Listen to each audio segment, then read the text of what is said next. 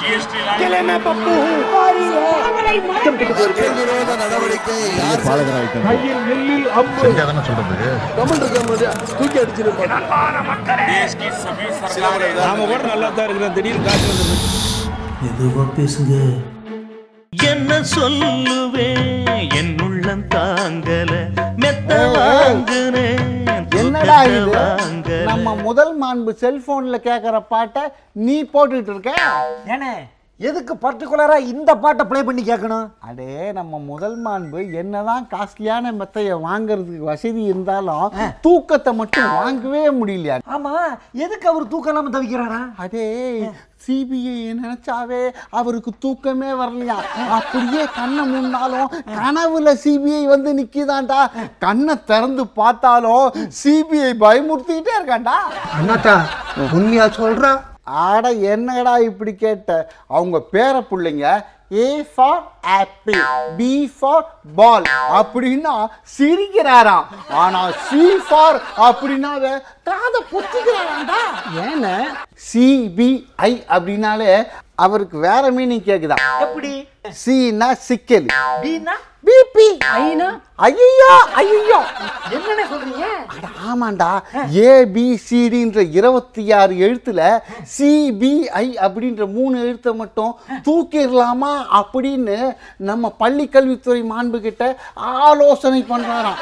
அது மட்டும் இல்ல, CBIன்ற வார்த்தைய அகராதியில இருந்து அலேக்கா தூக்கிடலாம் முடிவு பண்றாராம். எதுக்கு CBIங்கிற வார்த்தையை அலாக்கா தூக்கணும்? இல்லைன்னா CBI அவரை அலேக்கா தூக்கிடுன்ற பயம்தான். அண்ணா CBI எதுக்குன்னா இவரை தூக்கணும்? என்னடா இது விவரம் கட்டத்தனமா கேட்குற? டேய், இந்த நெடுஞ்சாலைத்துறை கான்ட்ராக்டை இவர் சம்மந்தி கொடுத்த விவகாரத்தில் ஏகப்பட்ட கரப்ஷனு கலெக்ஷனு, இதனால் சிபிஐ இவர் மேலே வழக்கு நடத்திட்டு இருக்கு. இது மட்டும் இல்லாமல் ஏகப்பட்ட வழக்குகளும் சிபிஐயில் பெண்டிங்கில் இருக்குதாண்டா. அட இருக்கட்டும்னே, இவர்கிட்ட தான் நாடே இருக்குது இல்ல? நாடே இவர்கிட்ட தான்டா இருக்கு. ஆனால் கொடநாடு நினைச்சாதான் கொலை நடுங்குதாண்டா. எதுக்கு நடுக்கணும் கொலை? ஏன்னா கொடநாடு விவகாரத்தில் உருளுது இவர் தலை. இவர் மேல ஆக்ஷன் எடுக்கணும்ட்டு வடக்கு தெற்கு கிழக்கு மேற்குன்னு பல திக்குல இருந்தும் குரல் எழும்புதான். அதனால இவருக்கு திக்கு திக்குந்தாண்டா.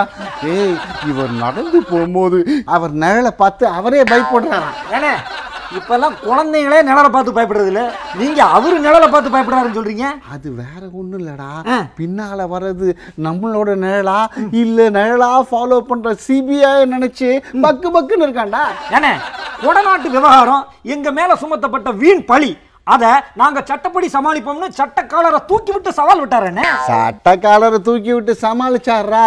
ஆனா பின்னால சிபிஐ வந்து சட்டக்காலரை பிடிச்சிடுமோன்னு பயமா இருக்காண்டா. அண்ணாத்தா அப்ப என்னதான் பண்ணுவாரு? சிபிஐ தன் கைப்புடியில வச்சுக்கணும்னு கனவு காண்றாராம். எப்படின்னு? ஏய், இப்போ சிபிஐல முக்கிய பொறுப்புல இருக்க அதிகாரி விசாரணை ஆரம்பிச்சா இவரை போட்டு ராவுன்னு ராவிடுவாங்களாம். அதனால தான் அவர் பேட்சில் படிச்ச IPS அதிகாரியை தமிழகத்துக்கு பொறுப்பா போட்டா அவரை வச்சு இவரை சரி கட்டலான்னு அப்படிப்பட்ட ஒருத்தருக்கு தான் இந்த மாதிரி ஒரு ஆஃபரை கொடுக்கலாம் அப்படின்னு முடிவு பண்ணியிருக்காரு. அவர் யாருன்னு? ஆஃபர்ல ஆவ தூக்கிட்டு ஜாவ போடு, அவர் தான். அவரா?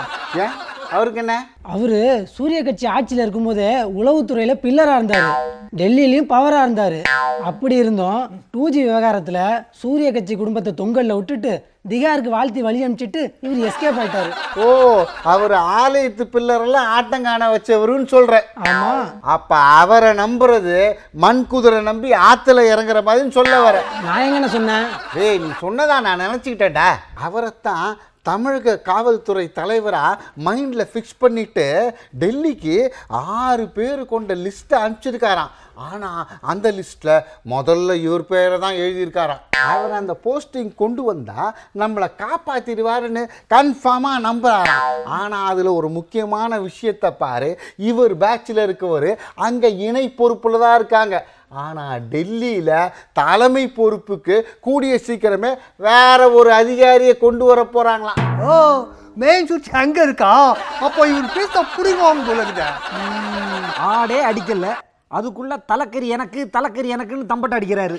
ஆமாண்டா, வடகறி கூட கிடைக்காம வடை போச்சேன்னு நிற்க போகிறாங்கன்னு ஊருக்குள்ள பேசிக்கிறாங்க. நாம கூட நல்லா தான் இருக்கிறோம் திடீர்னு காசு வந்து மெதுவா பேசுங்க.